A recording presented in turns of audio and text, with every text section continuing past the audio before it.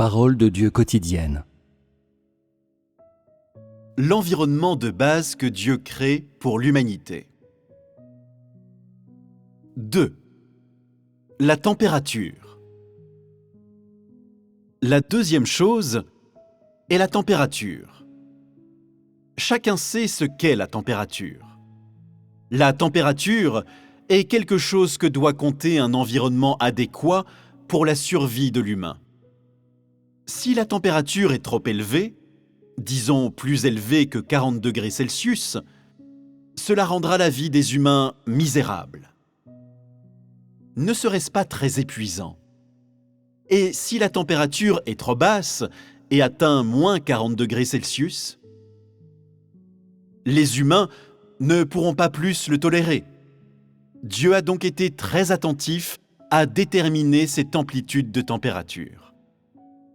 L'amplitude de température à laquelle le corps de l'humain peut s'ajuster est de moins 30 à plus 40 degrés Celsius.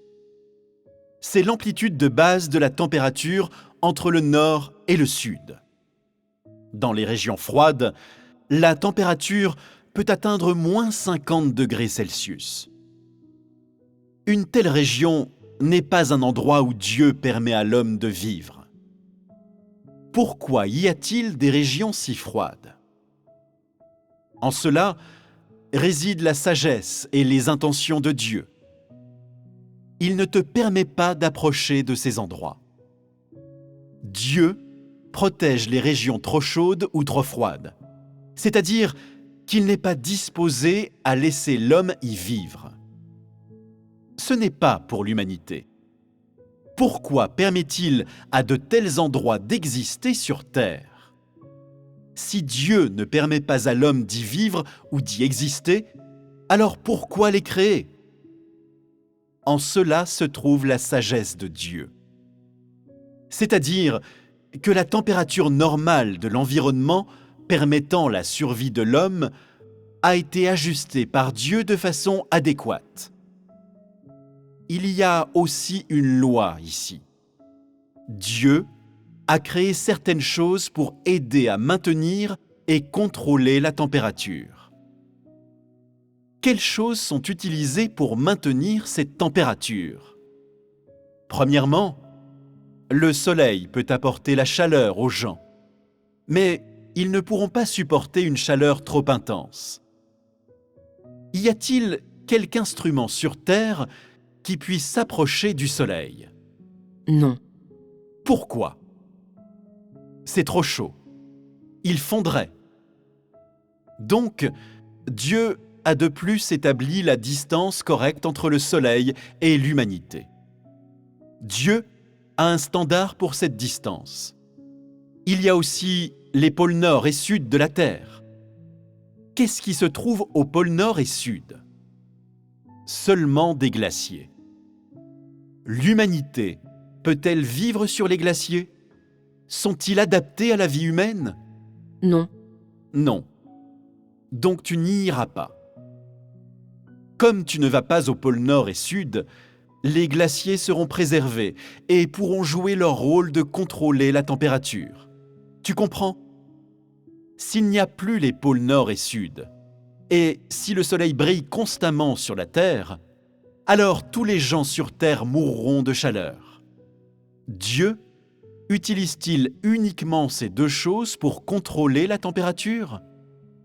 Non. Il n'utilise pas uniquement ces deux choses pour contrôler une température appropriée à la survie humaine. Il y a aussi plusieurs choses vivantes comme l'herbe dans les champs et les divers types d'arbres et de plantes dans les forêts. Elles absorbent la chaleur du soleil et synthétisent l'énergie solaire pour régulariser la température dans laquelle vivent les humains.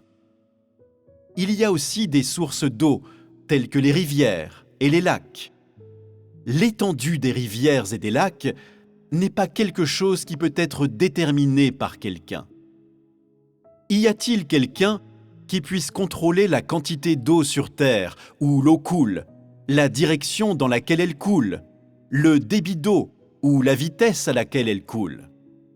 Personne ne peut le contrôler. Seulement Dieu le sait. Ces diverses sources d'eau, incluant l'eau souterraine, les rivières et les lacs en surface que les gens peuvent voir, servent aussi à régulariser la température dans laquelle vivent les humains. En plus, il y a diverses formations géographiques telles que les montagnes, les plaines, les canyons et les zones humides.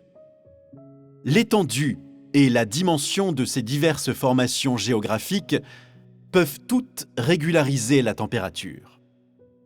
Par exemple, si cette montagne a un diamètre de 100 km, ces 100 km auront un effet de 100 km. Quant au nombre de chaînes de montagnes et de canyons que Dieu a créés sur la terre, c'est quelque chose auquel Dieu a sérieusement réfléchi. En d'autres mots, chaque chose que Dieu a créée a son histoire en laquelle se révèle aussi la sagesse et les plans de Dieu. Par exemple, prenons les forêts et tous les types de végétation.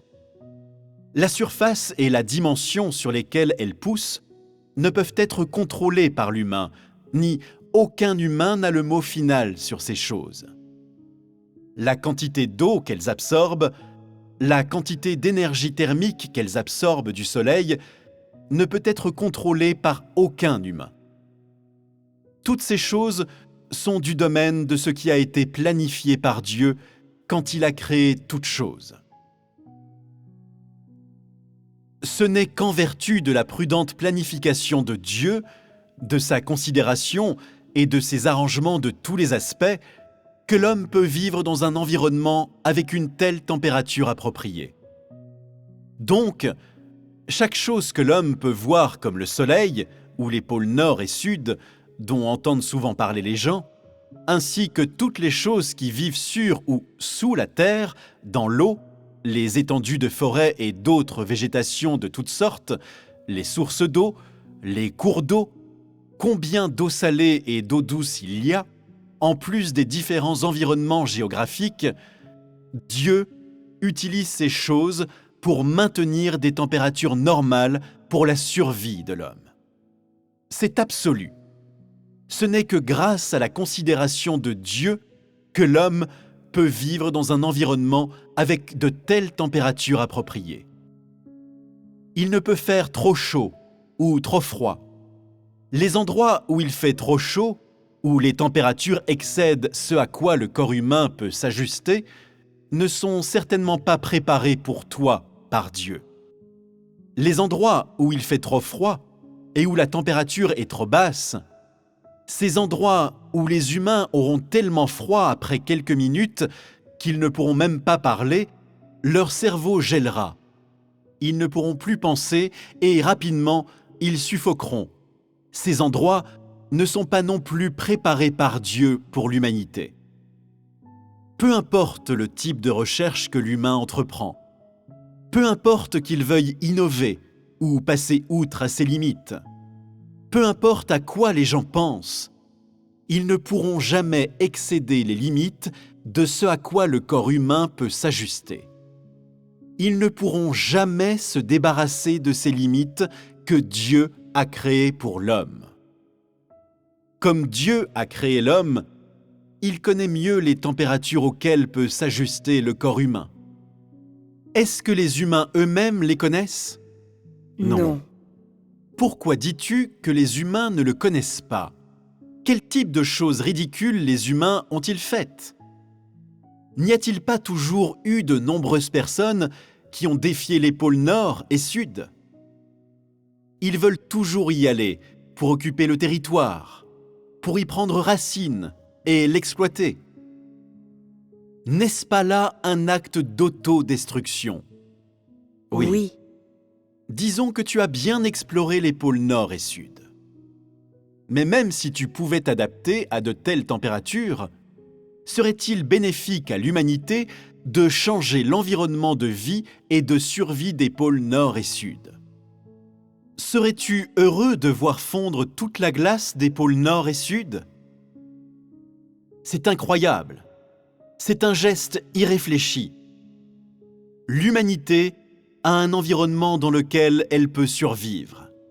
mais elle ne peut pas tranquillement et consciemment y demeurer. Elle doit aller où elle ne peut survivre. Pourquoi en est-il ainsi? Ils s'ennuient de vivre dans cette température confortable. Ils ont reçu trop de bénédictions. De plus, cet environnement normal de vie a été assez bien détruit par l'humanité. Ils sont aussi bien allés au pôle Nord et au pôle Sud pour y faire d'autres dommages ou pour adopter une autre cause afin de pouvoir être considérés comme des pionniers. N'est-ce pas ridicule? Sous le leadership de son ancêtre Satan, cette humanité continue de faire des stupidités l'une après l'autre, détruisant imprudemment et sans raison la belle demeure que Dieu a créée pour l'humanité. C'est ce que Satan a fait. De plus, voyant que la survie de l'humanité sur Terre est quelque peu en danger, plusieurs personnes veulent maintenant aller vivre sur la Lune afin de chercher une issue, en voyant s'ils peuvent y vivre. Finalement, qui manque-t-il? De l'oxygène. L'humain peut-il survivre sans oxygène? Non. Comme la Lune n'a pas d'oxygène, l'homme ne peut y rester, mais l'homme continue de vouloir y aller. Qu'est-ce que cela? De l'autodestruction et une recherche d'ennui. C'est de l'autodestruction, non? C'est un endroit sans air, avec des températures qui ne conviennent pas à la survie humaine.